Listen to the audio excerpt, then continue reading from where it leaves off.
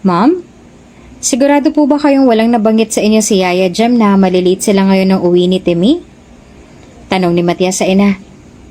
Wala eh. Nag-aalala talaga si Matias sa kanyang anak. Sa isip niya ay baka napahamak na ito. Hindi na siya nakapagtiis at sumakay na siya sa kanyang motor para puntahan sa school si Timmy.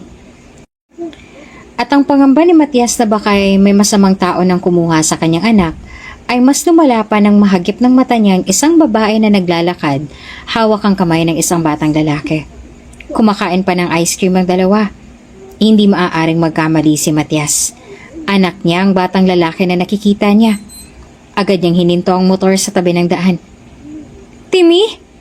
Timmy anak! Tawag niya sa anak na lumingon sa kanya habang tumatakbo siya palapit sa mga ito. Anong ginagawa mo riyan? Nasaan ang yaya mo? Nang marinig ang boses niya ay agad din na lumapit si Yaya Jem kay Timmy. At ang babae na kausap ni Timmy kanina na ang nasa isip ni Matias ay masamang tao o isang kidnapper ay nakatulala na sa kanya.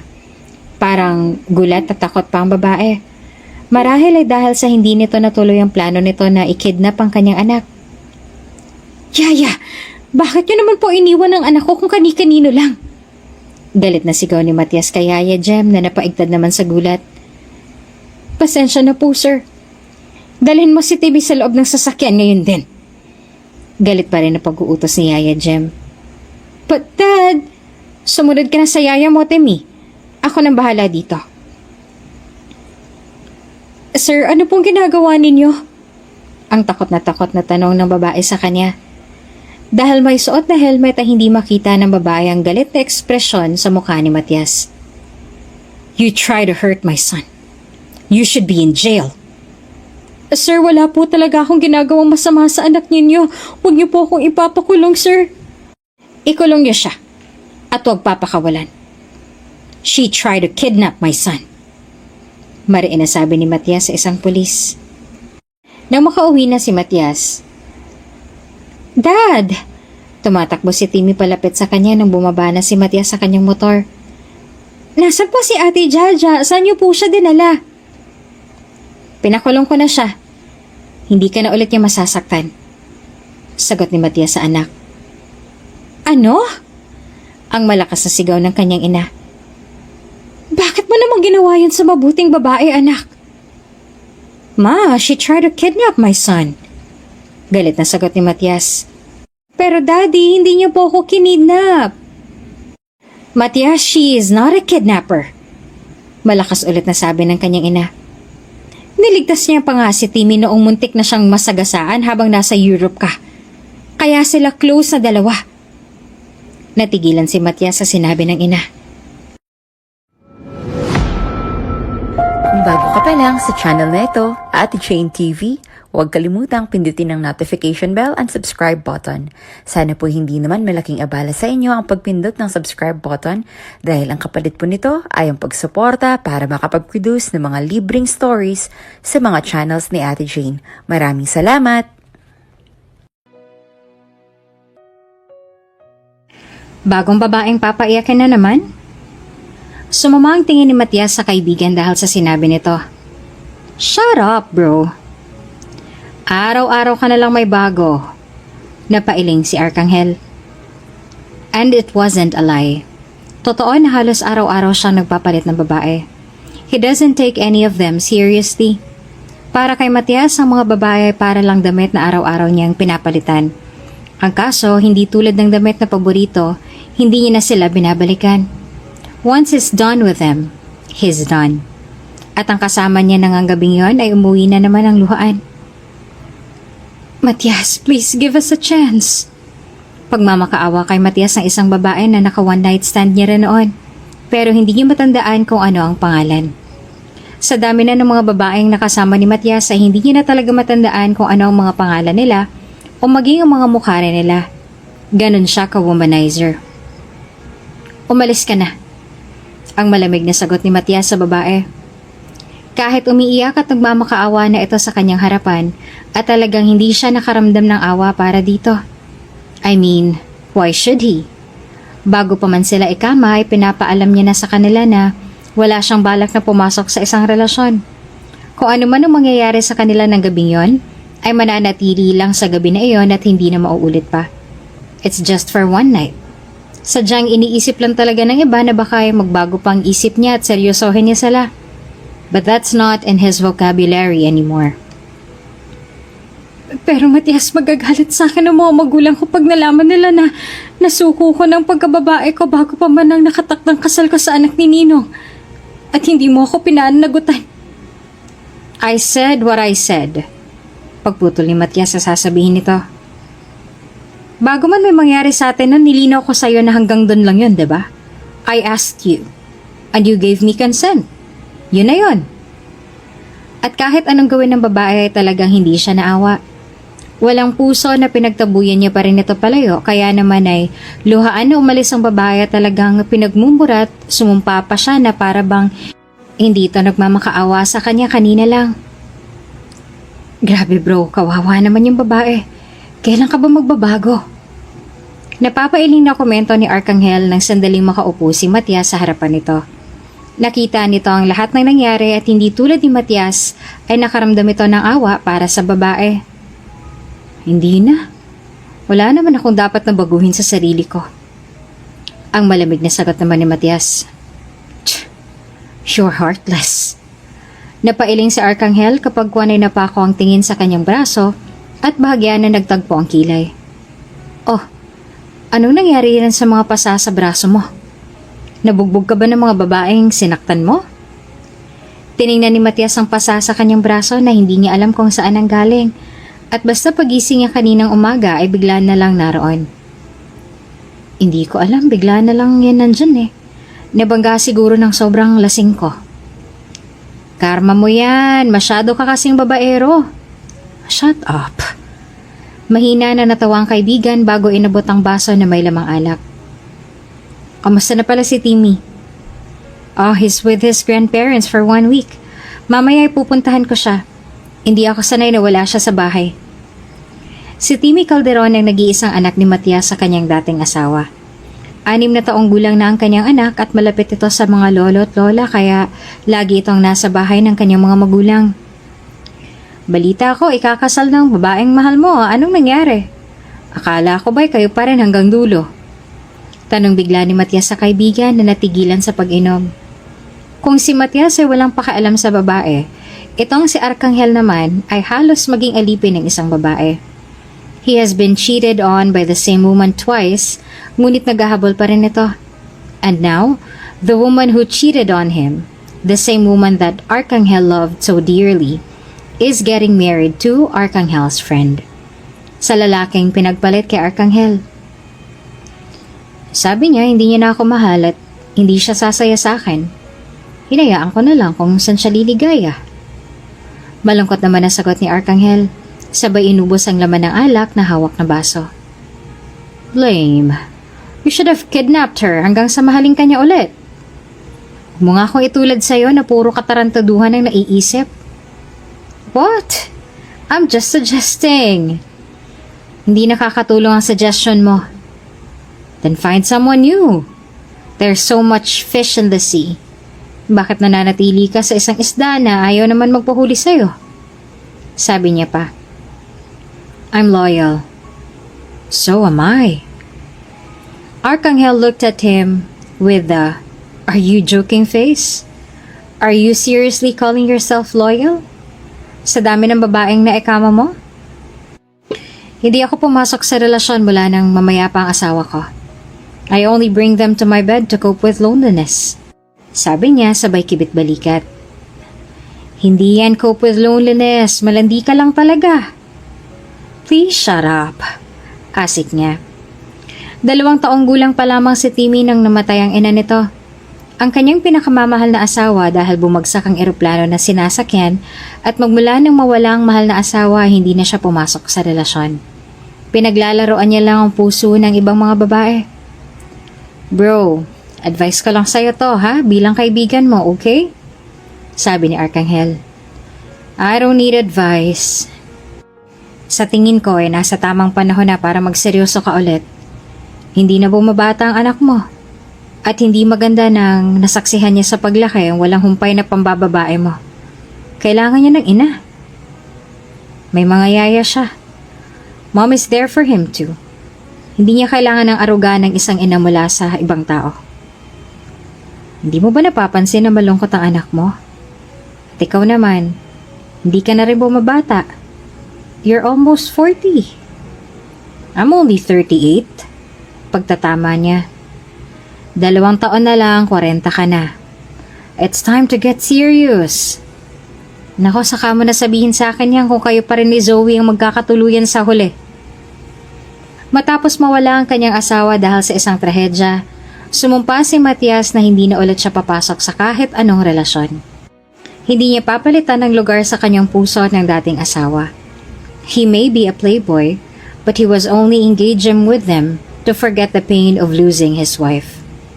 Isang CEO si Matias Calderon at isa na ring maituturing na bilyonaryo. Anak siya ng may-ari ng mga 5-star hotels sa may mga branches sa iba't ibang bahagi ng mundo. Nag-iisang anak lang siya kung kaya siyang tagapagmana ng lahat ng yaman. Nagkataon na nag-iisang apo lang din siya kaya maging mga ari-arian ng lolo't lola niya ay sa kanya rin napunta. Nasa kanila na ang lahat. Kaya para kay Matias ay hindi niya na kailangan na humanap ng babaeng mapapangasawa pa para maging ina sa kanyang anak. Para san pa kung anong bagay man ay mabibili niya na para sa anak. Bitawan niyo po ako! Nang sandaling ihinto ni Matias ang kanyang motor dahil na green light, ay agad na naagaw ang atensyon niya ng isang babae na tila binabastos ng isang lalaki. Hawak ng lalaki ang kamay ng babae na pilit nagpupumiglas. Sa halip na tulungan ito ng mga taong dumaraan ay pinapanood lamang sila. Si Matias naman ay tinatamad na bumaba ng motor at nagmamadali rin siya dahil may meeting pa siya ngayong araw. Ano ba? Sabi ng bitawan niyo po ako! Sigaw pa ulit ng babae sa garalgal na boses. Sayang naman ang ganda mo kung isa ka lang nagwawali sa kalsada, hindi ba? Bakit hindi ka nalang sumama sa akin? Gagawin kitang aking asawa. Bitawan niyo po ako. Nagtatrabaho po ako dito ng maayos. Hindi ko kailangan ng pera niyo. Nako naman. Sayang naman ang ganda mo kung hindi kita matitikman. Ngayong natitigan ni Matias ng mabuti ang babae, totoo nga ang sabi ng lalaki na maganda ito. Nakatali ng mataas na bun ang kulay brown nitong buhok. Matangos ang ilong at mapula ang labi. Namumula rin ang pisngi nito siguro dahil sa mataas na sikat ng araw o sa galit sa lalaki. Hindi rin ito katangkaran. She looked beautiful and young. Kahit simple lamang ang suot, ito ay makaagaw pansin ng dalaga, lalo pat maputi rin ang balat nito. Hindi na nakakapagtaka kung bakit natipuhan ito ng lalaki. Binabalaan kita, sir. Kung hindi niyo ako bibitawan, ay babasagin ko tong sasakyan niyo. Ang matapang na banta ng babae kahit na ang boses nito ay nanginginig na.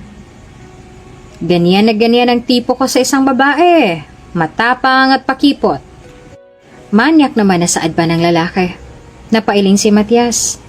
Kahit pa nagkulay pula na ulit ang traffic light ay hindi niya pinaandar ang motor niya. Sa halip ay pinarada niya ito tsaka bumaba at lumapit sa dalawa. Hindi na kasi siya natutuwa sa nakikita. Masyadong pinipilit ng lalaki ang sarili sa babae. Kapag ayaw ng babae, huwag mong ipilit. Mariin na sabi ni Matias kaya napatingin sa kanyang lalaki. Sino ka ba? Ang lakas naman ng loob mo na makialam dito. Sa akin ng babaeng to. Huwag kang makialam. Baka hindi mo ako nakikilala. Matapang pa nitong tanong kaya nanggigil si Matias sa kayabangan ng lalaki.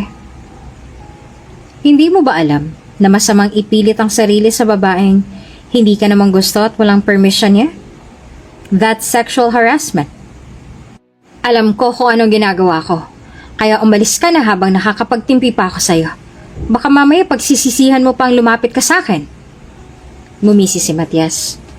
Ngunit dahil suot niya pa rin ang itim niyang helmet ay hindi nito yun napansin. Hinawakan niya ang kamay ng babae na hawak nito at bigla niyang nilipat ang hawak niya sa pulso ng lalaki. Sobrang higpit ng hawak niya doon dahilan para mapasigaw ang lalaki sa sakit at nabitawan nito ang kamay ng babae na agad naman na lumayo. Sabi ko naman sa'yo na sexual harassment ang ginagawa mo. Hindi mo pa rin ako pinapakinggan. Akmang susuntokin niya na ito gamit ang isang malayang kamay pero mas maliksi si Matias kaya nahuli niya rin ang isa pa nitong kamay. Kapag kuwan ay tinulak niya ng malakas ang lalaki pabagsak sa sasakyan nito. Ang lakas ng loob mong mambastos. Hindi mo naman pala kayang lumaban. Sabay sinipa niyang sikmura nito kaya napasigaw na naman ito sa sakit at napaupo sa kalsada. Patawarin niyo na ako, sir. Hindi ko na po uulitin ang ginawa ko. Hayaan niyo na po ako umalis, sir. Pagmamakaawa nito kaya napangisi ulit si Matias. Ang lakas ng apog nito kanina pero ngayon tiklop naman pala ito. Umalis? After you caused trauma to a woman?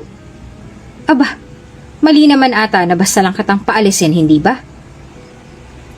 Oo nga't babaero si Matias pero hindi naman siya nangaharas sa mga babae. Kumapit ang lalaki sa isa niyang paa. Parang awa niyo na po, sir. May mga anak pa po ako. Parang awa niyo na po, palampasin niyo na po to. Sinipa ni Matias palayo sa paa niya. Next time ilugar mo ang kalibugan mo, ha? Kung ayaw sa'yo ng isang babae, huwag mong ipagpilitan. Opo, sir. Hindi na po mauulit ito, pangako. Umalis ka na, dali. Bago pa ako mainis sa pagmumukha mo at imudmud ko yan sa sasakyan mo. Nagmamadali naman na tumayo ang lalaki. Halos matumba pa ito sa pagtayo at pumasok sa loob ng sasakyan at saka mabilis iyon na pinatakbo na halos mabangga pa ito. Napailing naman si Matias habang nakatingin sa papalayo na sasakyan. Kapag ay hinarap niya ang babae na puno pa rin ng takot ang mga mata. Maraming salamat po sa tulong niyo sa akin, sir. Kumikinang ang mga mata nito sa luha na natamaan ng sinag ng araw. No probs. Hindi niya hinintay kung anong susunod na sasabihin ng babae. Tinalikuran niya ito at sumakay sa kanyang motor at pinatakbo iyon ng mabilis. Bago pa siya tuluyan na makaalis ay nakita niya pa sa rearview mirror ng kanyang motor ang pagdampot ng babae sa nakatumba na walis. Bakit ang tagal mo? Pagdating niya sa hotel na pagmamay-ari niya, kung nasaan din ang kanilang meeting ay iyon ang bungad sa kanya ni Arcangel. Ka-business partner niya rin kasi ito kaya madalas talaga na mag-cruise ang landas na lang dalawa. May nangyari sa daan. Sagot naman ni Matias. May nangyari o may nilandi ka na naman? Ninisihan naman ni Matias ang kaibigan. Both? You're such an asshole. Isang street sweeper si Jaja. Dahil sa hirap ng buhay ay hindi siya nakatungtong ng kolehiyo. Kaya ang ganitong trabaho lang ang meron siya. Mahirap lang ang kanyang mga magulang. Na-stroke pa ang kanyang ama kaya hindi na makapagtrabaho. Mabuti na lang at mabait ang kapitan sa kanila kaya pinasok siya bilang isang street sweeper. 300 ang araw niya at malaking tulong na yon para sa gamot ng kanyang ama, pagkain at iba pang pang-araw-araw na mga gastusin. Sa trabaho niya ay madalas siyang mang-catcall ng mga driver na nagagandahan sa kanya. Maraming beses na siyang namanyak ng mga walang kwentang lalaki. Marami ng mga asawang nagagalit sa kanya dahil natitipuhan na raw siya ng mga asawa nila at gusto na lagi na lamang sa daan kung saan siya nagwawalis dumaan. Maganda kasi talaga si Jaja. Madalas siyang tawagin sa kanilang lugar na isang santa at kamukha niya raw si Mama Mary. Maputi at makinis ang kanyang balat at kutis mayaman. Ang mahaba niyang buhok ay parang alon-alon at kulay brown na kasing kulay ng natural niyang kilay. Mahaba at makorba ang pilik mata niya na mas nagbibigay ganda sa brown niyang mga mata. Maliit at matangos ang kanyang ilong. Ang kanyang labi na hugis arko ay natural ang pula na para bang singlambot ng koto ng itsura. Ang sabi ng kanyang ina ay isang manika raw siya nito pinaglihik. At nagtutuwa rin daw ito sa alon nung nagbubuntis pa lang ito sa kanya. Marahil ay iyon ang dahilan kung bakit napakaganda niya na para bang diwata na walang kapintasan. Kasing tayog ng lipad ng isang salipaw-paw ang mga pangarap ni Jaja. Ngunit dahil sa hikaho sa buhay ay hindi niya pa natutupad ang ni isa sa mga pangarap niya. Ganon pa man ay hindi siya nawawala ng pag-asa. Pinili niya na maging isang street sweeper para makatulong siya sa mga magulang niya. Sa tagal na ni Jaja sa trabahong ito ay isang rider lang ang nagmabuting loob para tulungan siya. Isang rider lang ang naging mapait sa kanya at nagustuhan niya. Anak, bakit nakatulala ka riyan at napapangiti mag-isa? Tanong ng kanyang ina sa kanya nang makita siyang ngumingiti mag-isa. Wala naman po, inay. May naisip lang po ako. Nako, ang anak ko ba'y umiibig na? Agad naman na namulang pisngi ni Jaja dahil sa naging tanong ng kanyang inay. Hindi po, inay. Tanggi niya pero ang mukha ng kanyang inay halatang hindi naniniwala sa sinabi niya. Sus, Pero ang ngiti mo ay abot hanggang mata. Naiisip ko lang po yung mabuting rider na naging mabait sa akin kahapon. Sagot ni Jaja habang nangangarap. Sobrang bait niya po talaga, Nay. Pinagtanggol niya po ako roon sa nambasta sa akin. Sobrang bango niya rin po at ang tangkad. Alam ng mga magulang niya na may nambastos na lalaki sa kanya kahapon. Labis na galit ng kanyang ama, ngunit wala rin nagawa. Pinaalalahanan na lang siya ng mga ito na mag-ingat. Napakakisig niya rin po, Inay. Ang lakas niya po dahil isang tulak niya lang doon sa manyak ay bagsak agad dito sa kalsada at nanginginig pang buong katawan. Kahit pa hindi ko nakita ang kanyang itsura, ay batid ko na sobrang gwapo niya. Sobrang lalim at gwapo po kasi ng tinig niya. Simula kahapon ay hindi na maalis sa isipan niyang matangkad at mabait na lalaki na nakasuot ng lubos na itim na nagtanggol sa kanya mula sa manyak na pangit. Hindi ni Jaja nakita ang mukha ng lalaki, ngunit sadyang hindi na ito maalis sa isipan niya. Kagabi nga ay halos hindi na rin siya makatulog sa kakaisip sa lalaki na iyon. Tulad ng kanyang nabanggit ay sobrang astig ng lalaki kahapon. At para bang isang prinsipe ang dating. Para kay Jaja, ang lalaki na yun na ang kanyang knight and shining armor. Ikaw ba'y umiibig na sa kanya? Biglang tanong ng kanyang ina. Hindi po, Inay. Humahanga lamang po ko sa kanya. At saka batid ko naman po na hindi ko ulit siya makikita. Lalo pat hindi ko naman nakita ang kanyang muka. Nalulungkot si Jaja sa isipin na hindi niya na ulit makikita ang lalaking tumulong sa kanya kahapon. Pero masaya pa rin siya dahil sa ikli ng panahon ay napahanga siya ng lalaking yon. Nako, maliit ang mundo. Kung minsan na siyang dumaan doon, ay sigurado ako na dadaan ulit siya roon. Malay mo, muli mo siyang makita, hindi ba? Mukhang malabo po yun, Nanay. Libo-libo pong dumaraan na sasakyan kung saan ako nagwawalis. Imposible naman po na makita ko siya sa libong yon. Pero syempre po, gusto ko pa rin siya na makita at makapagpasalamat sa tulong niya sa akin. At kahit alam naman ni Jaja na maliit lang ang tsansa na makikita niya pa ulit ang lalaki na tumulong sa kanya, dahil baka bakasyonista lamang ang lalaki at napadaan lamang doon ay hindi niya pa rin mapigilan ng sarili na umasa. Sa tuwing may napapadaan ng mga big bike ay may konting pagkakahawig sa motor ang lalaki, ay bumibilis ang tibok ng kanyang puso at iniisip na baka ang binata na iyon. Ngunit lumipas na lamang ang mga araw at hindi niya malang nakita ulit ang motor ng lalaki. Kaya tuluyan ang nawala ng pag-asa si Jaja na makita niya pa ulit ang knight and shining armor niya. Abala si Jaja sa paggawa ng walis sa daan nang bigla na lamang nahagip ng mata niya ang isang batang lalaki na lumabas mula sa isang itim na sasakyan at bigla na lamang tumawid. Kahit naka-red pa ang traffic light kaya nabitawan niya ang hawak niyang walis. Bata! Bata! Huwag ka munang tatawid! Bata! Tumatakbo na sigaw ni Jaja sa bata na huminto sa gitna ng kalsada. Bata! Kasabay ng sigaw ni Jaja ay ang malakas na pagbusina ng papalapit na kotse. Bigla niyang binuhat ng sobrang bilis ang bata para hindi ito masagasaan at pinikit niya na lang ang kanyang mga mata noong bumagsak sila. Bumagsak sila sa mainit na kalsada habang yakap-yakap niya ng mahigpit ang batang lalaki. Nang imulat ni Jaja ang kanyang mga mata ay papalayo na ang kotse na hindi man lamang huminto para alamin ang lagay niya. At ang tingnan niyang batang lalaki ay mariin itong nakapikit. Bata, ayos ka lang ba? Nag-aalala na tanong ni Jaja dito. Natatakot na ba kayo nasaktan nito sa pagbagsak nila? Minulat nito ang mata at puno iyon ng takot. Ayos lang po ako, maraming salamat po sa inyo. Naupo sila sa kalsada at agad na hinipan ni Jaja kung saan ang masakit. Habang ang ibang mga tao naman ay nagkakagulo na lumapit sa kanila. Nasaktan ka ba? Nasugatan o baka naman nabalian ka ng buto? Maayos ka lang ba? Sunod-sunod na tanong niya pa sa batang lalaki na umiiyak na. Labis talaga siguro nitong nabigla sa nangyari dahil kita ni Jaja na nanginginig pang katawan nito. Marahan naman na umiling ang bata habang ang mga luha nito ay padami ng padami. Hindi po.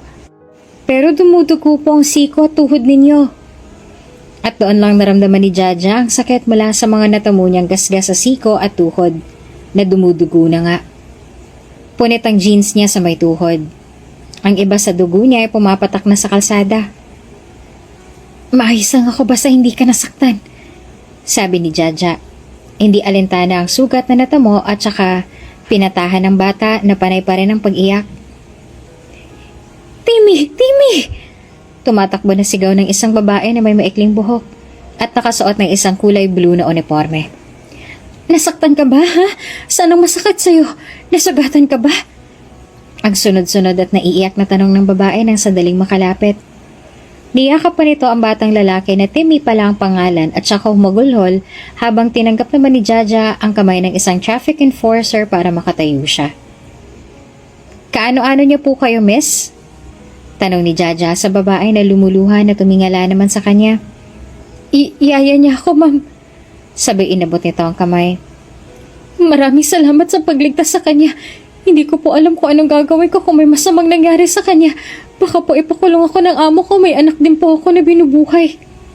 Ngumiti si Jaja. Walang anuman po. Pakibantayan na lang po siya ng maayos sa susunod para hindi na po maulit ang nangyari. Maraming salamat po talaga, ma'am. Hulog po kayo ng langit. Hindi namin nahuli ang driver nung muntik na makabangga sa inyo. Masyado na mabilis ang pagpapatakbo niya.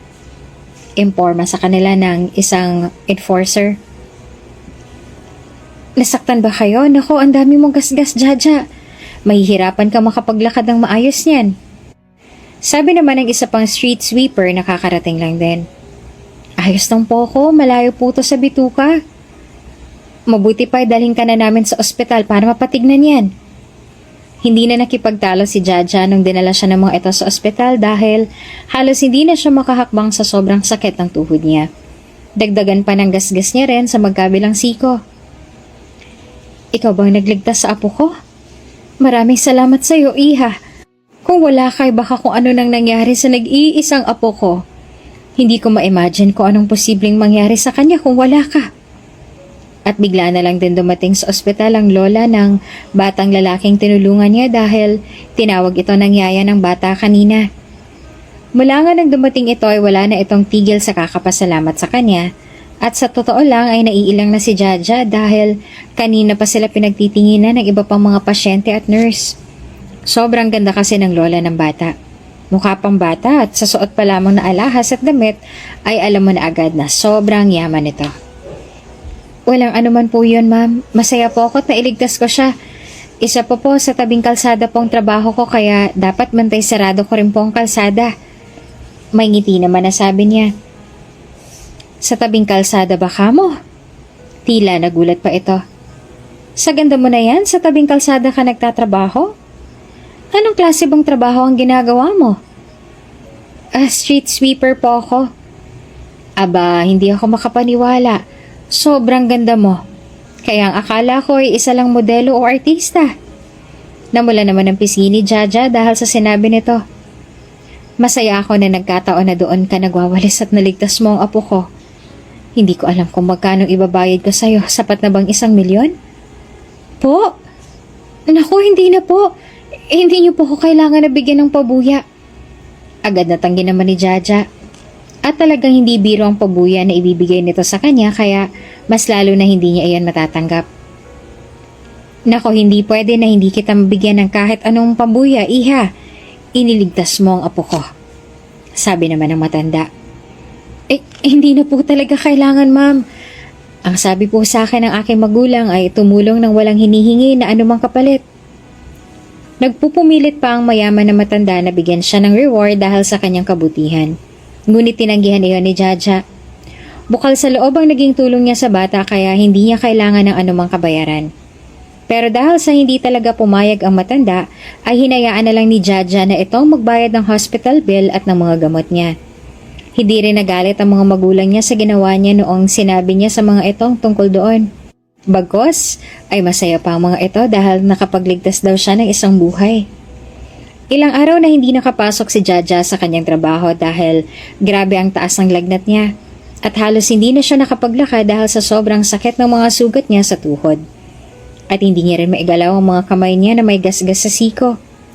Alam ng kapitan nila kung anong ginawa niyang kabutihan kaya kahit hindi siya nakakapasok ay sinahuran pa rin siya. Jaja, narinig namin na may niligtas ka raw na bata. Apo pa raw ng sobrang yaman na babae, totoo ba yon? Sabi sa kanya ng isang street sweeper na absent ata nung nangyari yon. Ah, oo, muntik na kasi siyang masagasaan. Talaga? Aba, magkano naman ang reward sa'yo? Hindi ko tinanggap. Bakit hindi? Napaigtad pa si Jaja sa lakas ng boses nito. Kasi hindi naman na kailangan yun. Niligtas ko ang bata nang walang hinihiling na kapalit.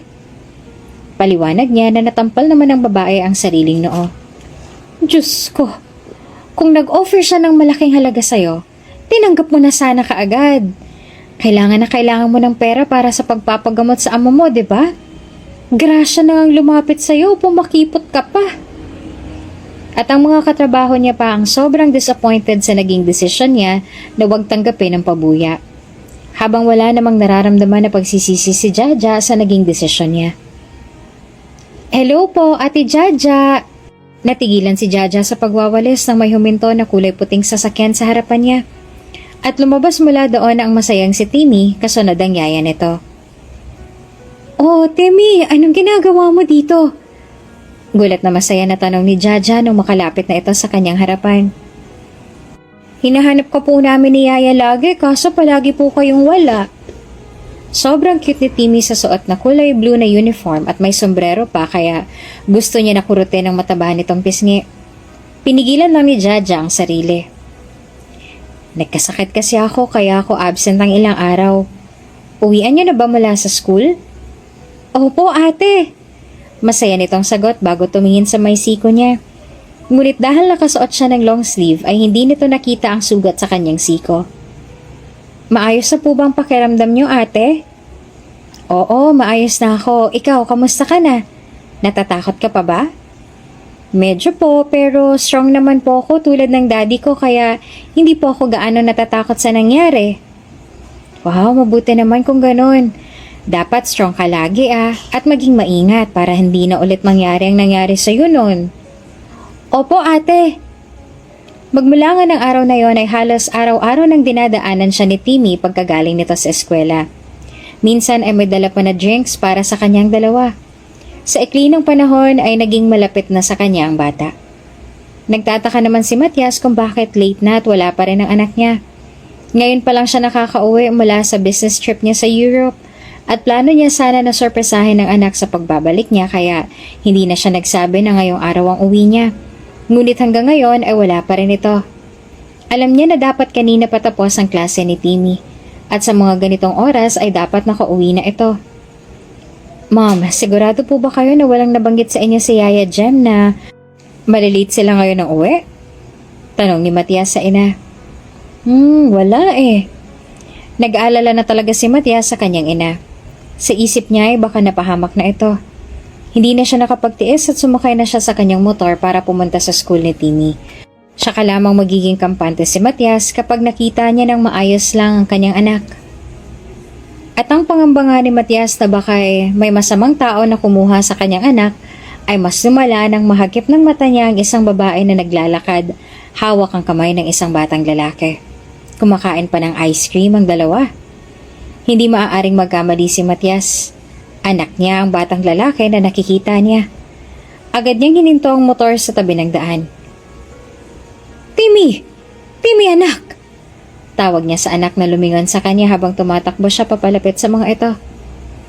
Anong ginagawa mo riyan? Nasaan ang yaya mo? Nang marinig ang boses niya ay agad din na lumapit si Yaya Jem kay Timmy. At ang babae na kausap ni Timmy kanina na ang nasa isip ni Matias ay masamang tao o isang kidnapper ay nakatulala na sa kanya. Parang gulat at takot pa ang babae. Marahil ay dahil sa hindi niya natuloy ang plano nito na ikidnap ang kanyang anak.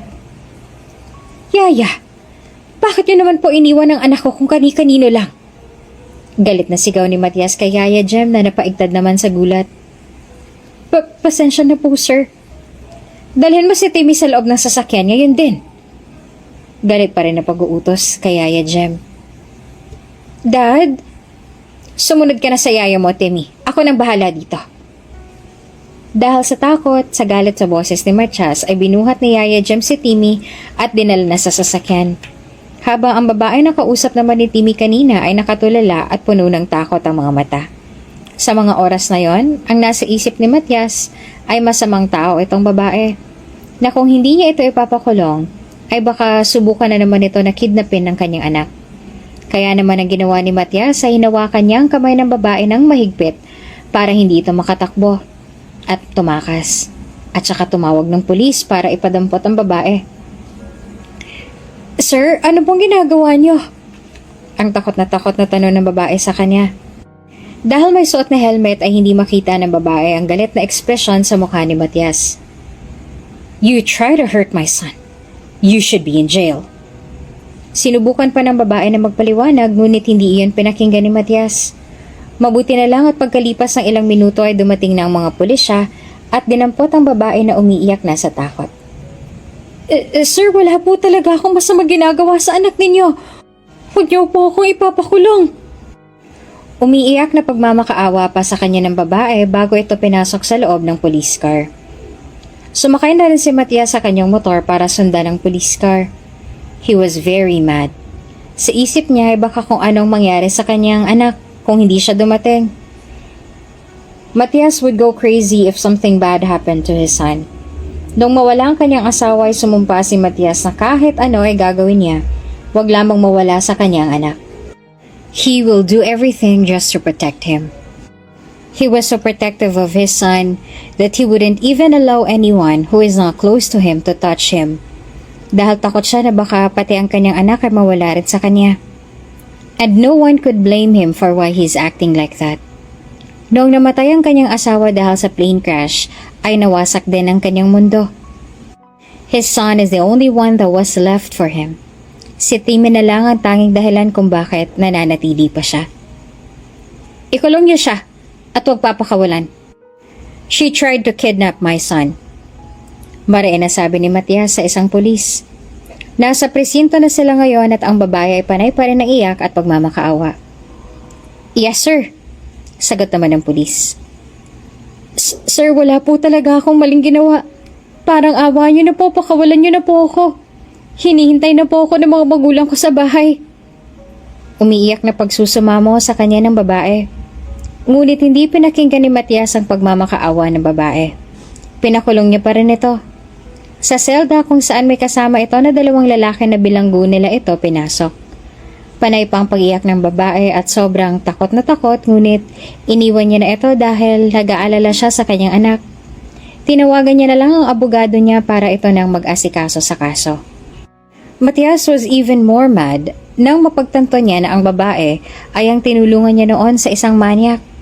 Hindi man lang ito nagtanaw ng utang na loob at talagang pinag-isipan pa ng masama ang kanyang nag-iisang anak. "Dad!" Tumatakbo si Timmy palapit sa kanya nang bumaba na si Matias sa kanyang motor. "Nasaan po si Ate Jaja? Saan niyo po siya dinala?" Nasa mansya na sila ngayon at saka lang bahagya na nawala ang galit ni Matias dahil batid niya na ligtas na ang kanyang anak dito sa kanilang bahay. Sumunod din ang lola ni Timmy dito. "Pinakulong ko na siya. Hindi ka na ulit niya masasaktan," sagot ni Matias sa anak. "Ano?" Ang malakas na sigaw ng kanyang ina. "Bakit mo naman ginawa yun sa isang mabuting babae, anak?" "She tried to kidnap my son, ma." Galit na sagot ni Matias. "Hindi niya po ako kinidnap, Daddy," sabi naman ni Timmy. Sa isip ni Matias ay paanong hindi gayong nakita niya ang dalawang mata niya kanina na hawak ng babae ang kamay ng kanyang anak habang naglalakad. Hindi nila kilala ang babae at walang kahit na anong ideya si Matias kung sino ba ang babae na yon. Tapos makikita niya na lang nakasama nito ang kanyang anak at binigyan pa talaga ng ice cream si Timmy para siguro mapasunod si Timmy. Of course, that woman was a kidnapper. Ganon naman ang galawan ng mga kidnapper. She was just acting nice towards you pero bala ka niyang i-kidnap. No, hindi siya kidnapper. Malakas ulit na sabi ng kanyang ina. Niligtas niya pa nga si Timmy nung muntik na siyang masagasaan habang nasa Europe ka. Kaya sila naging malapit na dalawa. Natigilan si Matias sa sinabi ng ina. Ano ka mo? Muntik na siyang masagasaan? Nag-alangan naman na sumagot ang kanyang ina. Oo, At hindi ko alam ang tungkol doon? Bakit hindi niyo sinabi sa akin na nalagay na pala sa panganib ang buhay ng anak ko? Bakit inilihim niyo sa akin ang tungkol sa bagay na yon? At Matias was even more mad. Wala man lang siyang alam na nalagay pala sa panganib ang kanyang anak dahil nilihim nila iyan sa kanya. Mas malala pa yon sa akala niya na kikidnapin ang anak niya. Ayaw ka lang namin na mag-alala. Galit na pinutol ni Matias ang paliwanag ng kanyang ina. Ayaw niyo na mag-alala ko? Ma'am, buhay ng anak kong nalagay sa panganib. Pero hindi ko malang alam? I have all the right to know, Mom. Anak ko si Timmy. Anak. Ma'am naman. Kung may masamang nangyari sa anak ko, ano sa tingin niyo mangyayari sa akin? Wala man lang akong kaalam-alam na nalagay na pala siya sa panganib. At pag uwi ko, tsaka ko lang malalaman na wala na siya, ganun ba? But Timmy is safe. Hindi siya nasaktan, wala siyang kahit na anong natamo na galos. Dahil iniligtas siya ni Jaja, ang babae na pinakulong mo.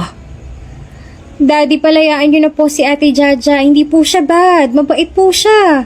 Sige na po, Daddy. Pagmamakaawa naman sa kanya ng kanyang anak na naiiyak na. At kahit sobrang mainit ang ulo ni Matias ay nakinig siya sa anak. Bago pumunta sa presinto kung saan niya iniwan ang dalaga, ay binili na ni Matias si Timmy na wag aalis ang bahay nila at ang kanyang ina para magkausap sila mamaya pagbalik niya. He was feeling angry and at the same time guilty dahil nagawa niya lang naman na ipakulong ang taong nagligtas sa buhay ng kanyang anak. Nasaan ang babae? Tanong ni Matias sa mga pulis noong sandaling makarating siya sa kung saan niya iniwan kaninang babae. Sinamahan siya ng 2 pulis at ang mga mata ni Matias ay agad na nanlaki sa gulat at pag-aalala ng pagdating nila sa selda ay nakita niyang babae na umiiyak dahil minamanyak ito ng 2 lalaki na kasama sa selda. Jaja, bitiwan niyo siya! Galit na sigaw ni Matias at agad din na lumayo ang 2 lalaki. Tumingala sa kanya si Jaja na puno pa rin ng takot ang mga mata at marami ring luha. Sir, pakawalan niyo ng babae ngayon din. Nang sandaling mabuksan ng pulis ang selda ay pumasok si Matias sa loob para daluhan ang babaeng umiiyak na agad naman na yumakap sa kanya ng mahigpit. Parang awa niyo na po, sir. Pakawalan niyo na po ako. Ayoko na po dito, parang awa niyo na. Shh! Ilalabas kita rito. Iuuwi na kita sa inyo. I'm sorry for what I did. Humigpit ang kapit nito sa kanyang damit at panay pa rin ang pag-iyak. Ang 2 lalaki naman ay kanina na minamanyak ang babae ay bakas ng takot sa mga mukha ng sandaling balingan nito ni Matias ng masamang tingin. Wala nang lakas ang babae na makatayo dahil marahil ay sa takot sa ginawa ng 2 lalaki sa kanya kaya ginawa ni Matias ay binuhat niya ito para malayo na roon. Dinala niya ito kung saan nakaparada ang sasakyan niya. Pasensya ka na sa ginawa ko kanina. Sabi ni Matias sa dalaga na bahagya ng tumigil sa pag-iyak. Ang buong akala ko ay masamang tao ka. Hindi ko naisip na iniligtas mo palang buhay ng anak ko. Hindi ito sumagot. Magang-magana ang mga mata nito kaya mas lalo na nag-guilty si Matias. Nasaktan ka ba nila? Naggalaw ka ba nila kanina? Mabagal ito na umiling. Hindi po. Huwag kang mag-alala. Ako nang bahala sa kanila. I'll make them pay for touching you without your permission. Pasensya na talaga sa ginawa ko kanina. I'm sorry. I didn't listen to your explanation. Kahit naiiyak pa rin ay sumagot ito sabay singhot. Ayos lang po yun. And Matias knows what he did was definitely not okay. Sa totoo lang ay maintindihan niya kung magagalit ito sa kanya ng sobra. Kung susumbatan siya nito o sasampalin ng malakas. But she didn't even get mad at him. Dahil sa malamig ang hangin ay makulimlim din ang kalangitan, sinuot ni Matias ang leather jacket niya sa babae na tahimik pa rin ngunit tumigil na sa pag-iyak. Sumakay na rin si Matias sa kanyang motor at sinabihan niya ito na kumapit sa kanya. Habang umaandar ang kanyang motor ng mabagal lang, ay ramdam ni Matias ang pag-aalangan ng dalaga na yumakap sa bewang niya ng mahigpit. Hinayaan lang ito ni Matias hanggang sa ang damit niya na lang ang kinapitan ng dalaga. Sa isang food stall niya ito hininto ang kanyang motor saka bumili siya ng isang bottled water. Here, uminom ka muna. Tinanggap naman iyon ng tahimik na dalaga. At dahil nakabukas na iyon ng inabot niya ay uminom na lang ito. Huminga ng malalim si Matias. Bakas pa rin ang takot sa mukha nito. May masakit ba sa'yo? Gusto mo ba na dali na kita sa ospital? Wala po. Gusto ko na pong umuwi. Okay, sige. Iuwi na kita sa inyo. Salamat po. At walang ibig na ulit ang dalaga habang nasa biyahe sila pa uwi sa bahay nito. Ang huling sinabi lang nito sa kanya ay ang address nito.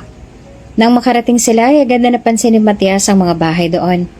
Lahat ay gawa sa mga light materials. Maging ang bahay ng dalaga ay barong-barong lang din. Anak ko, Jaja! Tumakbo palapit kay Jaja ang isang matandang babae at agad na hinawakan ang mukha nito. Maayos ka lang ba? Nasaktan ka ba? Bakit namamaga ang mata mo? Totoo bang ikinulong ka nila? Nakita rin ni Matias ang isang matandang lalaki na nakaupo lang sa isang upuan na gawa sa kawayan. Kita ni Matias sa mga mata nito na gustong lapitan ng anak ngunit dahil sa hindi ito makatayo ay nakatanaw lang ito. Maayos naman po ako, Nay. Hindi naman po ako nagtagal sa kulungan. Sagot naman ni Jaja na nagawa pa rin tumiti sa ina. Kawawa naman ang anak ko. Halatang takot na takot ka. Labis ka siguro natatakot sa loob ng kulungan para sa isang kagaya mo. At masama ang tingin ay binaling nito kay Matias. Walang hiya ka. Matapos iligtas ng anak ko ang anak mo, nagawa mo pa siyang ipakulong. Pasensya na po. Sagot na ba ni Matias? Wala rin naman pong kasalanan si Sir Inay. Ginawa niya lamang po yun dahil akala niya ay masasaktan ng anak niya. Pagtatanggol sa kanya ni Jaja. At sa totoo lang ay hindi rin maintindihan ni Matias kung bakit ipinagtanggol pa siya nito gayong may karapatan naman na magalit ng sobra sa kanyang ina nito. Humingi pa ng tawad si Matias sa magulang ni Jaja at maging sa dalaga. Pinatawad siya ng dalaga pero hindi ang mga magulang nito. Nanatili silang galit sa kanya at naiintindihan naman sila ni Matias. Habang pauwi siya sa bahay niya, hindi maalis sa isipan niya ang takot sa mukha ni Jaja kanina. Ang mga luha nito, ang bawat paghikbi nito. Hindi rin maalis sa isip ni Matias ang mga pasa na nakita niya sa dalaga. Maging ang mga gasgas at galos na sigurado siya na natamo nito mula sa pagligtas sa buhay ng anak niya. Maging ang bahay na nadatnan niya ay hindi rin maalis sa isipan ni Matias. Napaisip siya kung paanong nagagawang tumira ng pamilya doon. Kamusta ng babae anak? Nasaktan ba siya? Tanong kay Matias ng kanyang ina. Nakauwi na po siya sa kanila. Nakita na ni Matias ang kanyang anak na tumatakbo palapit sa kanya. Daddy, nasa na po si Ate Jaja? Nakauwi na siya sa kanila, baby. Malambing na sagot naman ni Matias sa anak. Nasaktan po ba siya doon, Dad? Hindi siya nasaktan. Ayaw ni Matias na mag-alala ang anak para sa Ate Jaja nito, kaya ay nagsinungaling siya. Mabuti naman po kung ganon, Daddy. Sinabihan ni Matias ang anak na doon muna ito sa yaya nito dahil may mahalaga pa siyang gagawin. Sumunod naman si Timmy at lumapit na ulit sa yaya Jem nito. Ma'am, mag-uusap po tayo mamaya. May ipapaayos lang po ako sa aking abogado. Pero hindi po kayo ligtas sa ginawa niyo na pagtatago ng sikreto sa akin. Nilampasan ni Matias ang ina at saka nagtungo sa garden at muli niyang tinawagan ang kanyang mga abogado. This time, para maalis sa serbisyo ang mga pulis na nagbabantay sa kulungan kanina dahil sa pagiging pabaya at hinayaan lang nila na mangyari yun sa babae. Maging ang mga bilanggo kanina ay pinadagdagan niya ang kaso. Sinubukan ko siya na bigyan ng pabuya sa pagliligtas niya sa buhay ng aking apo. Pero hindi niya tinanggap ang pabuya na binigay ko dahil bukal daw sa kanyang loob ang ginawa niyang tulong kay Timmy at hindi niya kailangan ng pabuya para roon. At knowing na ganong kabait ang dalaga na si Jaja at nagawa pa rin niya itong saktan at ipakulong ay labis na nagilty si Matias. At the same time, nakaramdam din siya ng paghanga para sa dalaga sa taglay nitong kabaitan. Hindi ito mayaman tulad nila, ngunit dalisay ang puso na meron ng dalaga. Dad, bakit po hindi natin siya lapitan? Tanong ni Timmy kay Matias. Let's wait for a minute. Kasalukuyang nasa loob sila ng sasakyan na nakaparada sa tabi ng daan. Pinagbasta ni Matias ang dalaga na si Jaja habang nagwawalis. May suot ito na long sleeve at itim na sombrero panangga sa araw. Ang mahaba nitong buhok ay nakalugay lang. May suot din itong mask na parang gawa sa tela. Napakasimple lang nito pero maganda. Hindi na nakakapagtaka kung bakit maraming rider ang napapalingon dito. Habang nakatingin si Matias sa dalaga ay gusto niya na batukan ng sarili kapag iniisip niya kung anong nagawa niya dito. Kung paano siya ang naging dahilan kung bakit ito nasaktan at nabastos. Daddy, lumabas na po tayo. Gusto ko po siya nalapitan. Tumango si Matias sa anak at hinayaan na ito na maunang lumabas sa kotse at tumakbo ito papalapit sa dalaga habang sumisigaw ng, Ate Jaja! Nakasunod naman si Matias sa kanyang anak. Hoy, hello Timmy! Masaya na bati ni Jaja kay Timmy. Binaba rin nito ang suot na mask kaya nasilayan na ni Matias ang malambing at masaya nitong ngiti. Magandang umaga rin po sa inyo, sir. Ngumiti naman ang bahagya si Matias. Good morning. At iyon ang bati niya. Ate Jaja, maayos na po ba kayo? Hindi naman po kayo nasaktan sa nangyari, hindi po ba? Tanong ni Timmy. Oo, maayos na ako. At hindi ako nasaktan. Dahil hindi naman ako nagtagal doon. Oo nga po pala. Ito nga po palang daddy ko. Ate, si Matias Calderon po. Pakilala ni Timmy. Daddy, siya naman po si Ate Jaja. Siya po ang nagligtas sa akin. Ngumiti si Jaja sa kanya. Ikinagagala ko po na makilala kayo, sir. Palagi po kayong kinakwento sa akin ni Timmy. Nabanggit niya po na magaling kayong magmotor. Mukhang naging malapit na nga ang kanyang anak kay Jaja dahil marami na rin pala itong naikwento tungkol sa kanya. Masyadong mainit, mabuti pa doon muna tayo sa restaurant mag-usap. Sabi ni Matias. Tinutukoy niya ang isang restaurant na nasa malapit lang. Hindi po ako pwede, sir. May trabaho po ako. Kahapon po kasi hindi ko po natapos ang pagwawalis dahil sa nangyari. I'll call my son's bodyguard para ipatapos sa kanilang ginagawa mo. Nako, hindi na po kailangan, sir. Nakakahiya naman po sa kanila. Agad naman itong tumanggi. Don't worry. They won't mind. Besides, dadagdagan ko rin ang sahod nila so don't feel guilty. At dahil dumating na nga ang bodyguard ni Timmy para ang mga ito ay tumapos sa pagwawalis, wala nang nagawa si Jaja kundi ang sumunod sa mag-ama. Patungo sa isang mamahaling restaurant na ni minsan ay hindi pa napasukan ni Jaja kahit matagal na siyang nagtatrabaho sa malapit doon. Masyado kasing mahal ang restaurant na yon. At para kay Jaja, ang ikain niya doon ay ibibili niya na lang ng vitamins ng magulang niya. Anong gusto mong kainin? Tanong ni Matias sa dalaga na tumitingin sa menu at magkasalubong pangkilay. Nag-agad ito ng tingin sa kanya. Tubig na lang po sa akin, sir. Masyado pong mahal ang mga pagkain nila dito.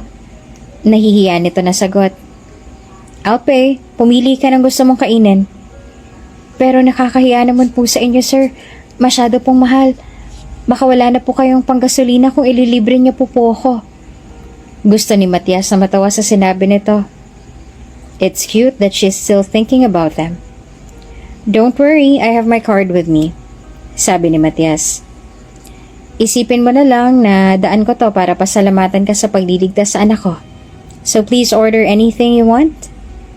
Noong una ay nag-alangan pa ang dalaga ngunit napilit din ito ni Timmy. Konti lang ang in-order ni Jaja pero ang ginawa ni Matias ay dinagdagan niya dahil hindi ito magbubusog sa konti ng in-order. Ilang taon ka na, Jaja? Ang tanong ni Matias sa dalaga habang hinihintay nila ang kanilang order. 24 na po ako, sir. Nag-aaral ka pa ba? Hindi na po. Tumigil po ako nung makagraduate ako sa senior high school dahil na-stroke po ang aking ama. Pumasok na rin po ako sa mga trabaho para makabili ng gamot niya. Oo nga po pala. Alam niyo po ba na sobrang masaya ang aking ama na makita kayo? Kahit hindi po kayo nagkausap ng araw na yon, masaya po siya kasi madalas pong pag-usapan ng pamilya niyo ng mga tao roon sa amin. Akala raw po kasi nila hindi kayo totoo. Alam niyo po yung mga kwento-kwento lang po kayo ng mga tao dun sa amin. Mahirap daw po kasi paniwalaan na totoo kayo kasi sobrang yaman niyo raw po parang isang prinsipe. Pero nang makita niya kayo, Ay, sobrang natuwa po sila dahil totoo raw po pala kayo. Hindi naman namalaya ni Matias na napapangiti na rin pala siya habang nakatingin sa dalaga na nagkukwento. May pagkamadaldal din pala ito. And she was adorable. Gusto nga raw po nila na makita ang anak ninyo eh. Gusto ko rin po silang makilala. Ang masaya naman na sabi ni Timmy. Talaga? Opo, kapag wala po akong pasok, pwede po ba na bumisita ako sa inyo? Aba, oo naman. Sabihin mo lang sa akin kung kailan ka walang pasok para makapaghanda kami ng masarap na pagkain. At ngayon lang din makita ni Matias na sobrang masaya ang kanyang anak. Tuwing nasa mansyon kasi si Timmy ay sobrang tahimik lang nito. Hindi pa lang ngiti o pagsalita. Akala ni Matias ay ganun lang talagang anak niya. Seryosong tao. Ngunit habang nakikita niya ang galak at kislap sa mga mata ng bata habang kausap si Jaja, Matias realized how unhappy his son was in their mansion. Kayo po pala, sir. Ilang taon na po kayo? Tanong sa kanya ni Jaja. I'm 38. Ilang sandali pa ay dumating na rin ang order nila at tila napwintang pa si Jaja sa kaunti ng serving nila doon. It was the reason why dinagdagan ni Matias ang order nito dahil alam niya na kaunti lang ang serving sa ganitong mga restaurant. Masaya naman si Matias na parehong na-enjoy ng dalawang pagkain. And when Matias realized that he was already smiling while watching them eat, pinukaw niya ang sarili niya.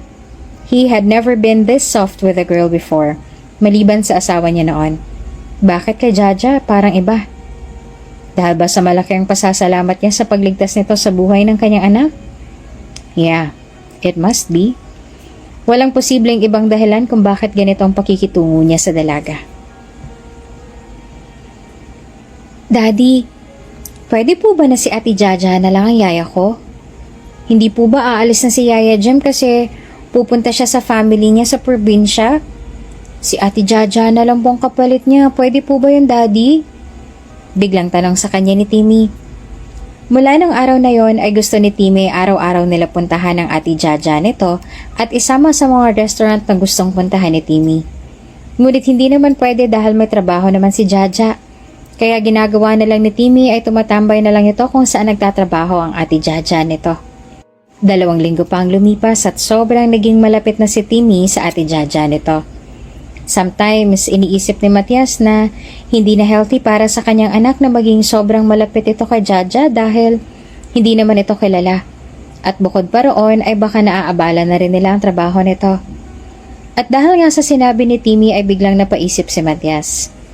Alam niya na sakalang sumasaya si Timmy kapag kasama nito ang Ate Jaja nito. At gusto ni Matias na makita na laging masaya ang kanyang anak. Pwede naman. Iyon ay kung papayag ang Ate Jaja mo. I'll talk to her po, Daddy. Hindi alam ni Matias kung ano ang sinasabi ni Timmy sa Ate Jaja nito. Lumipas ng ilang araw na malaya na lang ni Matias ang sarili na sakay na siya sa kanyang motor papunta kung saan madalas na magwalis ang dalaga.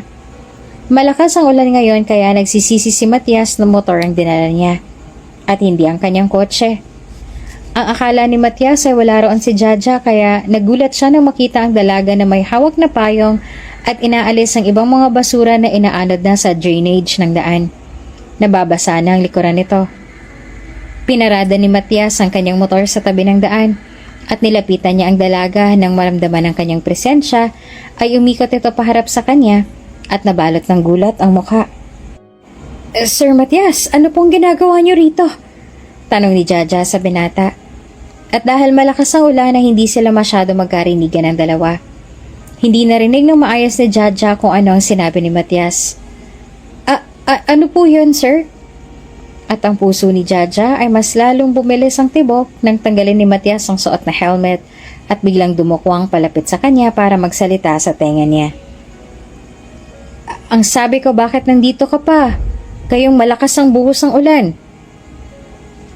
Inaalis ko lang po ang mga basura para makadaloy po ang tubig ulan.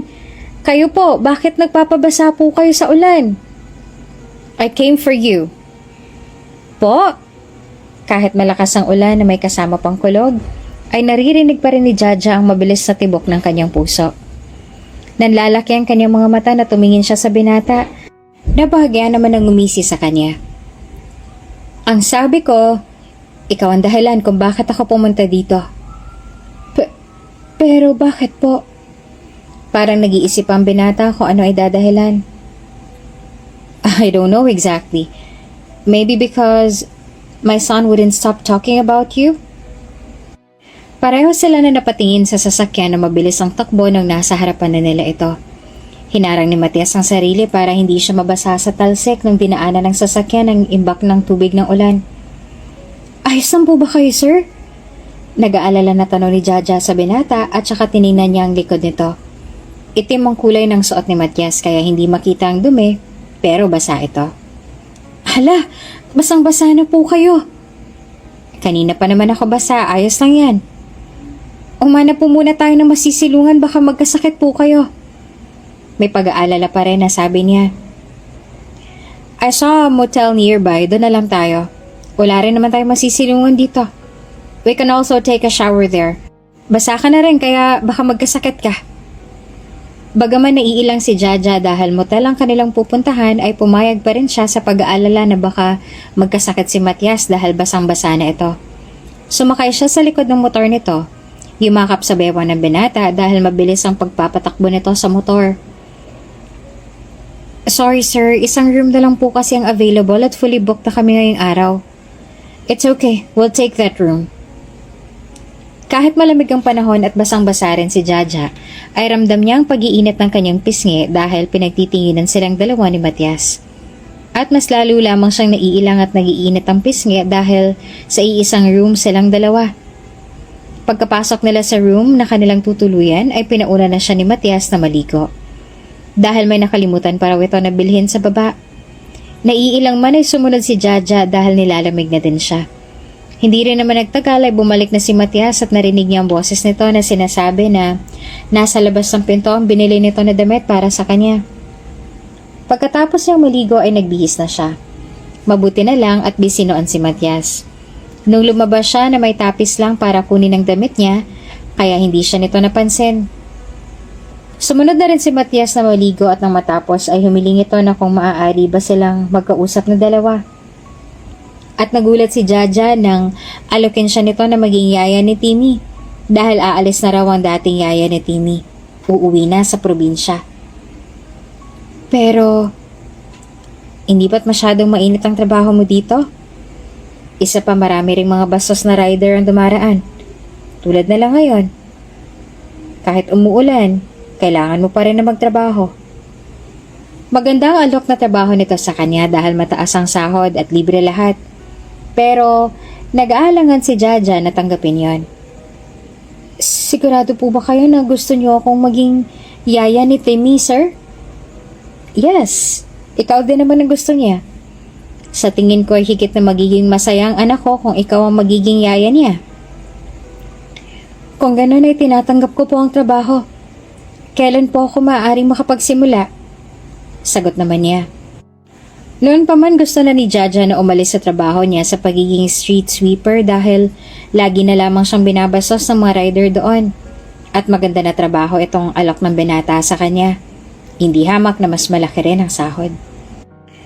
Makakapagsimula ka na bukas kung ayos lang sa'yo yon. Magpapadala ako ng tao sa bahay ninyo para tulungan ka sa pagdala ng mga gamit mo. Maraming salamat po sa trabaho, sir. Pangako po, pagbubutihan ko po at aalagaan ko rin po ang anak ninyo ng mabuti. Masaya si Jaja sa kanyang bagong trabaho. Lalo pa na malaki ang sahod. Hindi niya na kailangan na umutang sa mga kilala nila para makabili siya ng gamot ng kanyang ama dahil may advance payment din siya. Sigurado ka na ba talaga na kaya mo na magtrabaho doon, anak? Mapapalayo ka sa amin ng nanay mo niyan. Tanong kay Jaja ng kanyang ama na nakaupo sa isang upuan. Nagawa sa kawayan na si Jaja rin ang gumawa kapag wala siyang trabaho. Ang iba rin kasi sa mga gawa niya ay pinagbebenta niya. Bibisita naman po ako dito tuwing Sabado at Linggo dahil yun naman po ang nasa kasunduan. At saka mas malaki po ang sahod ko doon sa kanila, inay. Mabibili ko na rin po lahat ng gamot na kailangan nyo ni tatay. Pati po mga vitamin C, inay, mabibili ko na rin po ng buo. Paliwanag ni Jaja. Nag-aalala man para sa kanyang mga magulang kahit papaano ay naging kampante rin ito dahil hindi na sa kalsada ang kanyang trabaho. Malayo na sa mga walang pakundangan na takbo ng mga sasakyan at mga bastos na riders. Aba, Jaja, mukhang magiging galante ka na. Sa pamilya ng mga Calderon ka na pala nagtatrabaho? At balita namin, si Matias Calderon pang lumapit sa'yo para sa trabaho na yon? Sabi sa kanya ng auntie niya, ang kapatid ng kanyang ina. Pupunta lamang po ako doon para magtrabaho, auntie. Sagot naman ni Jaja. Kapag mayaman ka na, huwag mo kaming kakalimutan, ha? Sinabi naman niya sa mga ito na hindi naman ganong kalaki ang sasahurin niya, kahit ang totoo ay malaki naman talaga. Ayaw naman kasi isipin ni Jaja na isipin ng mga kapitbahay nila na mayabang siya. Kahit pa alam naman ni Jaja na iyon na ngang iniisip nila ngayon. Sir Matias? Gulat na sambit ni Jaja. Nang lumabas mula sa itim na sasakyan ay si Matias at ang anak nito na si Timmy. Masayang tinawag ni Timmy ang pangalan niya habang tumakbo papalapit. Wala ka bang pasok ngayon, Timmy? Wala po, ate. Kaya po nandito ako para sunduin kayo.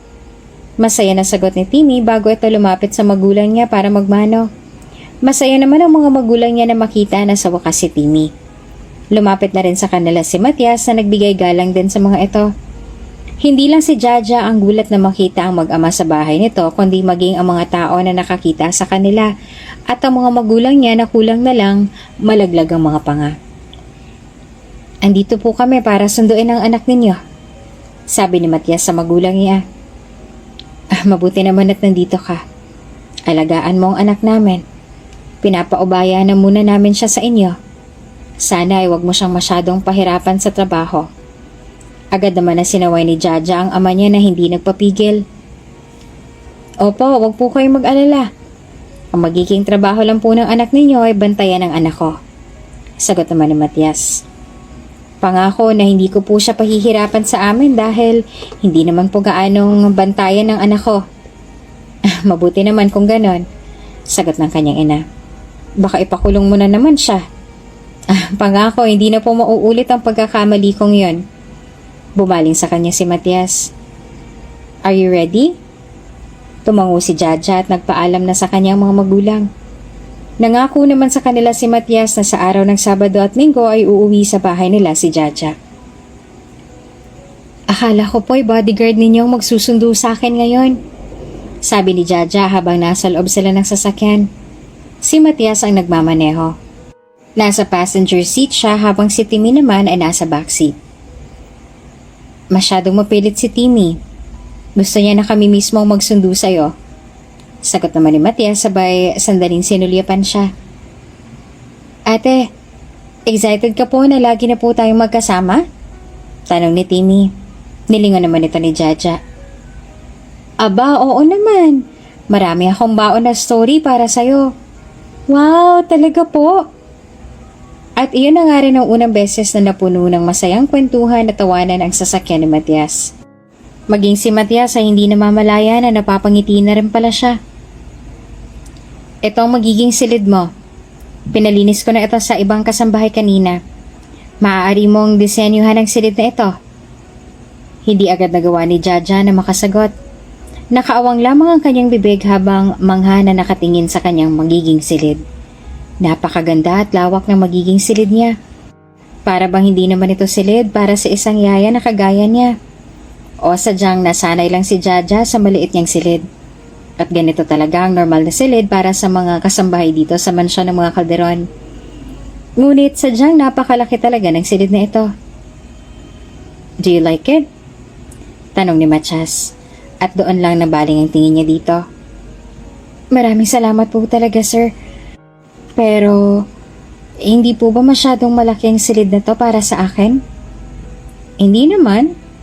This is one of our guest rooms here in the mansion. At gusto namin na ito na lang ang gamitin mo so you'll be comfortable.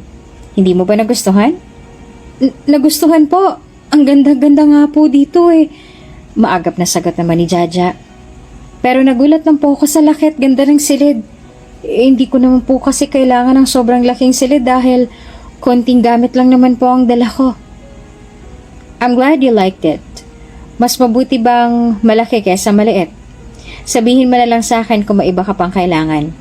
Maiwan na muna kita para makapag-ayos ka na ng mga gamit mo. Nagpasalamat pa ulit si Jaja sa binata bago ito lumabas ang silid. Nilibot naman ni Jaja ang kanyang mata at hindi maiwasan na mamangha ng sobra dahil sa sobrang lawak at ganda ng kanyang magiging kwarto. Lumapit siya sa malaking kama sa gitna at tinusok pa yon ang kanyang hintuturo. Nang hindi pa nakontento ay humiga siya doon at pakiramdam ni Jaja ay nasa ulap siya sa sobrang lambot noon. At pagmula nga nang dumating si Jaja sa mansyon ng mga kalderon, ay napansin ni Matias na sobrang naging masayahin ng kanyang anak. At palagi rin na gumagawa ng paraan ng kanyang anak para mapag-isa sila ni Jaja. Minsan pang talagang nilak sila ni Timmy sa isang silid. Lahat na siguro ng paraan ay ginawa nito. Tulad ng hihiling ito sa kanila na kung maaari ay tabi silang tatlong matulog na pinagbibigyan naman nila pero pag nakatulog na si Timmy, ay aalis din naman sila at hindi alam ni Matias kung bakit iyan ginagawa ng anak niya. Man, what's up? Isang araw ay nagulat si Matias nang bigla na lamang sumulpot sa bahay niyang matalik na kaibigan na si Arkanghel. What do you want? Masungit niyang tanong. Asshole, ilang linggo na tayo hindi nagkikita tapos susungitan mo lang ako? Ano ba kasing kailangan mo sa akin? Naupo si Arkanghel sa isa pang sofa. Bakit parang bihira ka nang bumisita sa bar? I was busy. Busy saan? O baka kamo may babae ka lang na balak seryosohin? Nangaasar ang boses na sabi nito. You're talking nonsense. Naging abala lang ako sa trabaho. Bro, I know for a fact how much you like women. It's either nagsawa ka na sa mga babae kaya hindi ka na babaero o may siniseryoso ka na. Kaya ka lang ba dito to ask me that nonsense question? Pagsusungit niya. At mukhang iyon nga lang talaga ang pinunta ni Arkanghel dito. Ang asarin siya at painitin ang ulo niya dahil wala itong trabaho ngayong araw. Sir, nakauwi na po kami. Pareho sila Arkanghel na napatingin sa dalawang bagong dating. Hawak ni Jaja ang kamay ni Timmy na tumatakbo palapit sa kanya habang sumisigaw ng, Daddy, I've got a perfect score po! Kinuha ni Matias ang papel na hawak ng anak at saka tinignan iyon. Wow, ang galing naman ng baby ko! Proud na sabi niya sabay inabot ang ulo ng anak at ginulo ang buhok nito. Tinuturuan po kasi ako ni Ate Jaja kanina sa car. Masaya naman ang sagot ni Timmy bago tumingin sa Tito Arkanghel nito. Hello po, Tito Arkanghel. Hello too, baby boy. Inabot ni Arkanghel ang ulo ni Timmy at ginulo ang kulot nitong buhok. Kapag kuwan ay gulat itong bumaling kay Jaja nang magalang itong bumati sa kanila. Wow, who is she, man? Timmy's new yaya, sagot ni Matias. Tumayo si Arkanghel at malawak ang ngiti habang nakatingin kay Jaja. Hi, I'm Arkanghel. You are? Jaja po, sir. Ikinagagalak kong makilala ka, Jaja. Are you single? Maging si Matias ay nagtaka sa tanong ng kaibigan. Po? Opo. Nagtataka naman ang sagot ni Jaja.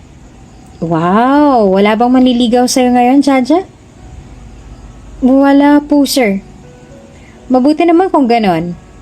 Parang may maging dahilan ako para pumunta lagi dito sa bahay ni Matias. Palagi ka naman sigurong andito, no? Kakaibang kislap sa mga mata ni Arkanghel.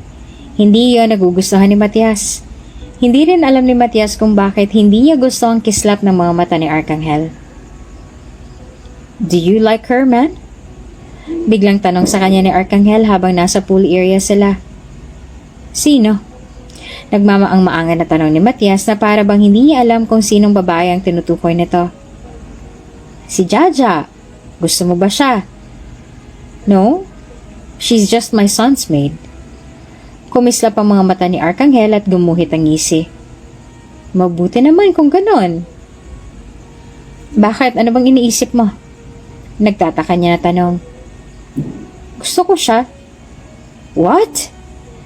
Matias thinks that Arkanghel is just joking. Paano? Halos mabaliw-baliw pa lang ito dahil ang babaeng mahal nito ay pinili ang iba at nagpakasal pa ron, tapos bigla nitong sasabihin na gusto na nito ang isang babae na ngayon niya palang nakikita. Ang sabi ko, gusto ko siya. At gusto ko muna na makilala niya ako ng mabuti bago ko siya ligawan. Kaya pwedeng bumisita ako dito sa inyo palagi, ano? No? At walang pagdadalawang isip na sagot naman ni Matias. Oh, bakit naman? Naimpluwensyahan mo lang ang anak ko. Man, don't be heartless. Kailangan ko na mapalapit sa babaeng gusto ko na nagkataon na nandito sa bahay mo nakatira. Ano ba naiisip mo para pag-interesan mong bagong yaya ni Timmy? Hindi ba't si Zoe naman ang mahal mo?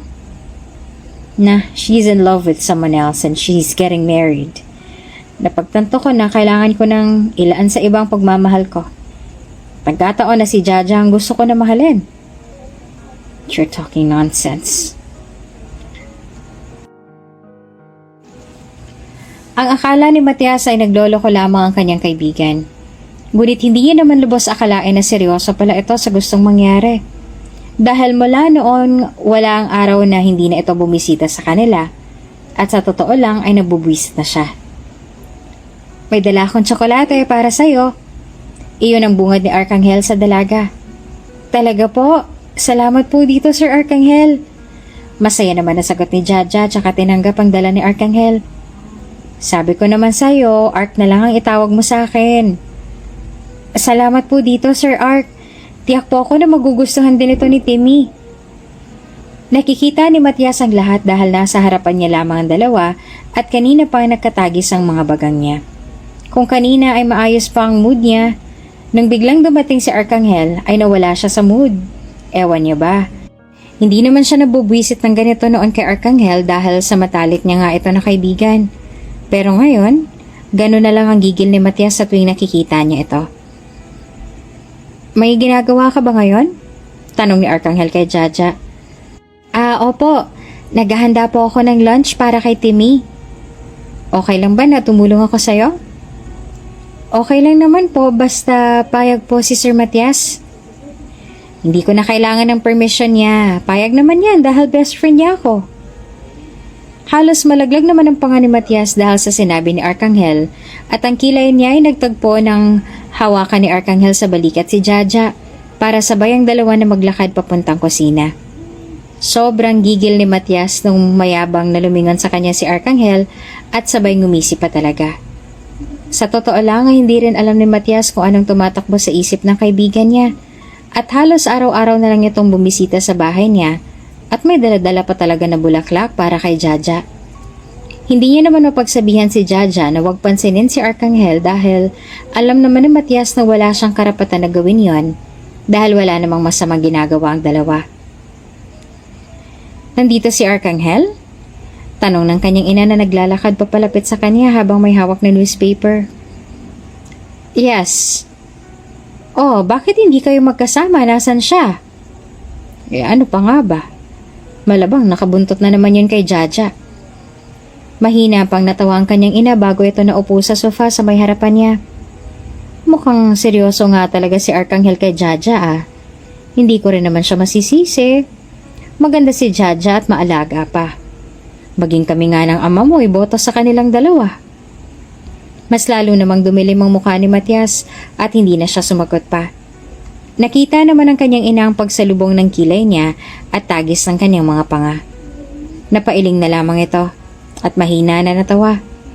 Ang hindi alam ni Matias ay hindi na pala siya nakakapag-focus sa binabasa niyang reports dahil kanina niya pa hinihintay na lumabas si Jaja at Arkanghel sa kusina. Alam niya naman na kasama ng dalawa si Timmy doon pero hindi pa rin maintindihan ni Matias ang inis niya. Nang lumampas pa nga ilang minuto at wala pa rin ang dalawa, ay bigla na lang tumayo si Matias. Maging ang kanyang ina ay napatingin sa kanya ngunit hindi niya ito pinansin. Inilapag ni Matias ang papeles na hawak sa lamesa at naglakad papunta sa kusina, kung saan naabutan niya pa talaga ang tatlo na masayang nagtatawanan. Napalingon pa sa kanya ang tatlo nang pumasok siya ngunit diretso naman si Matias sa ref. Madilim pa rin ang mukha niya. May nakapagsabi na ba sa'yo na sobrang ganda mo? Biglang nagtanong si Arkanghel kay Jaja. Po? Ang ganda mo. Para kang isang diwata. Sa labis na Ines ay nilapag ni Matias ang baso sa island counter. Tila napakalakas ata ayon masyado kaya napalingon sa kanyang tatlo. Hindi pa rin nawawala ang ngiti sa labi ni Arkanghel. Pagkatapos niyo dyan, uuwi ka na sa inyo, Arkanghel. Pirmahan mo na ang kontrata na pinadala ko sa bahay mo. Hindi na hinintay ni Matias na makapagsalita pa ang dalawa at lumabas na siya ng kusina. Nakasalubong niya naman ang anak niya kaya nawala ang inis niya. I'm going to ask her to be my girlfriend tonight. Natigilan si Matias sa biglang sinabi sa kanya ng kaibigan. Nandito sila ngayon sa tabing dagat. Nakatanaw sila kay Jaja at Timmy na naglalaro sa mababaw na parte ng dagat. Medyo may kalayuan sa kanila. Kasalukuyang nasa beach resort silang lahat dahil humiling si Timmy na kung maaari mag-outing silang pamilya ngayong weekend. Ang gusto pa ni Timmy ay isama nila si Jaja kahit pa raw dapat nang uuwi ito sa kanilang bahay ngayon. Ngunit pumayag pa rin naman si Jaja na sumama sa kanila. What? Tumingin sa kanya si Arkanghel sabay ngiti. Sa tingin ko ay pareho lang kami ng nararamdaman, dalawa. Ramdam ko yon. At ayaw ko napakawalan pa si Jaja. Mahal ko na talaga siya eh. Wala namang tutol sa relasyon namin dalawa. Nakilala ko rin naman ang kanyang mga magulang at boto rin sila sa akin. Mamaya ay may date kami sa rooftop. Doon ko siya aalokin na maging girlfriend ko. Hindi agad nakasagot si Matias at hindi niya alam kung ano ang dapat niyang maramdaman sa sinabi nito. Samantalang nang makita ang reaksyon sa mukha ni Matias ay napangisi naman si Arkanghel. Tulungan mo naman ako na i-surprise siya mamaya o samahan mo siya papunta sa rooftop ng naka-blindfold. Doon ako maghihintay sa kanya. Gusto ko kasi na maging surprise ang pagtatapat ko sa kanya para mas maging memorable para sa aming dalawa. Hindi ako sigurado kung mahilig ba si Jaja sa mga surprise pero gusto ko na i-surprise ko siya. Alam mo na, bilang future boyfriend niya, I want to give her all the best. I want her to experience something memorable and I want to make her happy. Pakiusap pa sa kanya ni Arkanghel. Huwag mo na akong idamay dyan sa plano. Busy ako mamaya, bahala ka na. Malamig niyang sinabi. Nagpumilit pa sa kanya si Arkanghel ngunit hindi niya ito pinansin. Bigla-bigla na lang kasing nakaramdam ng galit si Matias. Basta hindi niya maintindihan kung ano tong nararamdaman sa mga oras na to. Para bang naninikip ang dibdib niya na ewan. Kasalukuyang nakahiga siya sa kama niya. Si Timmy ay nasa lola nito kaya mag-isa lamang siya. Hindi naman mapakali si Matias habang iniisip niya ang sinabi ni Arkanghel sa kanya kanina. Aalokin na ni Arkanghel si Jaja na maging kasintahan nito. At ilang oras lang, magiging opisyal na ang dalawa. Hindi niya alam kung ano ang dapat niyang maramdaman. Hindi alam ni Matias kung dapat ba siyang maging masaya dahil sa nakamove on ang matalik niyang kaibigan sa first love nito at nakahanap na nga ng ibang mamahalin. O kung dapat ba siyang malungkot dahil ang babae na gusto nito ay gusto niya rin. Oo. Inaamin ni Matias may nararamdaman na siya para sa dalaga. Hindi lamang simple na paggugusto ngunit lumalalim na yon at naging isang pag-ibig na. He had been denying his feelings for her dahil nangako siya na isang babae lang mamahalin niya at iyon ay ang namayapa niya ng asawa. Lahat na siguro ng paraan ay nagawa niya na para mapaniwala ang sarili na hindi niya pa mahal si Jaja. Ngunit sa huli natanggap niya rin na mahal niya ito. Kaya naman, nang ipagtapat sa kanya ni Arkanghel na may gusto ito kay Jaja, ay nasaktan siya. Hindi niya kasi alam kung ano ba ang dapat niyang gawin. Pareho sila na mahalaga sa kanya. Matagal nang kaibigan si Arkanghel mula pagkabata ay hindi pa sila mapaghiwalay. Ngunit ang babae na nagugustuhan nito ay ang tanging babae na nakapagpabalik ng saya sa buhay nilang mag-ama. Si Jaja ang unang babae na nakapagpabalik sa ngiti sa labi ni Matias. At ito rin ang dahilan kung bakit araw-araw niya na nakikita na masaya ang kanyang anak. Magmula nang dumating sa buhay nila na mag-ama, ay pinagpaniwala niya ang kanyang sarili na hanggang ngayon ay isang babae pa rin ang laman ng puso niya. Na kahit pa marami na siyang mga babae na nakasama, ay hindi napapalitan sa puso niya ang lugar ng dati niyang asawa. Ngunit ang totoo niyan, Unang beses pa lang niya nasilayan ng dalaga ng sobrang lala ng traffic sa lugar kung saan ito nagtatrabaho noon at inabutan siya nito ng isang bote ng tubig pampapawi sa uhaw dahil sobrang tirik din ang araw ng araw na iyon ay nabihag na nito ang puso niya. Napakasimple at ganda ni Jaja ng araw na iyon. Kahit pawisan dahil nakabilad sa ilalim ng mataas na sikat ng araw ay napakaganda pa rin at nagagawa pa nito ng umiti. Ang ngiti na sigurado ng dalaga ang dahilan kung bakit nawala ang sobrang inis ng mga motorista dahil sa lala ng traffic. Nang araw na yon ay doon lang dumaan si Matias dahil malapit iyon sa pupuntahan niya. Pero hindi naman talaga doon ang lagi niyang dinadaanan. Ngunit sino ang mag-aakala na doon niya rin pala makikita ang babaeng magpapatibok ulit ng puso niya. At magmula nga noon ay hindi na gaanong dumaraan doon si Matias. Natatakot kasi siya na isipan na unti-unti nang napapalitan ng lugar ni Sylvia, ang kanyang asawa sa puso niya, dahil hindi maalis sa isipan niya ang magandang babae na sa kasagsagan ng traffic. At noong muli ngang nagtagpo ang landas nila noong nakita niya na binabastos ito ng isang lalaki, pagkalipas na iyon ng 4 na buwan mula ng unang beses niya iyon na masilayan. Dahil nga sa 4 na buwan niya na hindi noon nakikita ang dalaga at kahit paano ay nawala na sa isipan niya, akala ni Matias ay wala ng kakaiba na nararamdaman niya at ang mabilis sa tibok ng kanyang puso. Ngunit noong nagtagpo ulit ang landas nila, nang malaman niya na iniligtas pala nito ang kanyang anak, ay mas lalo lamang na lumalim ang nararamdaman niya. He was mad at her at first because she made his heart beat fast and he thought she tried to hurt his son. But little did he know, the more that they spent moments together, the more that Matias saw her frequently, he fell for her harder. At hindi niya kaya kung mawawala sa kanila si Jaja. Hindi niya makakaya kung mapupunta ito sa iba. Kaya buo na ang desisyon niya. Bumalikwas ng bangon si Matias, lumabas ang hotel room at hinanap si Jaja. Nakita niya rin naman agad ito dahil nagkasalubong pa sila. Suot nito ang isang dress na sobrang bagay na bagay dito. Sa hula ni Matias ay mukhang papunta na ito sa date nila ni Arcangel. Kaya ang ginawa niya, hinawakan niya ang kamay nito, kaya nagtaka ito sa kanya. May problema po ba, sir? Nagtataka na tanong nito sa kanya. Huwag kang pupunta sa date niya ni Arcangel. Bigla niyang sinabi kaya ay nalukot ang noon ni Jaja dahil sa pagtataka. Po? Don't date him. Date me instead. Napaawang ang labi ni Jaja sa sinabi niya. Naguguluhan ang mga mata nito habang nakatingin sa kanya. Ano pong ibig niyong sabihin, sir? I love you, Jaja. Pag-amin niya. Kaya hindi ako papayag na mapupunta ka lang sa kaibigan ko. You belong to me and not with someone else. At muling natigilan si Jaja.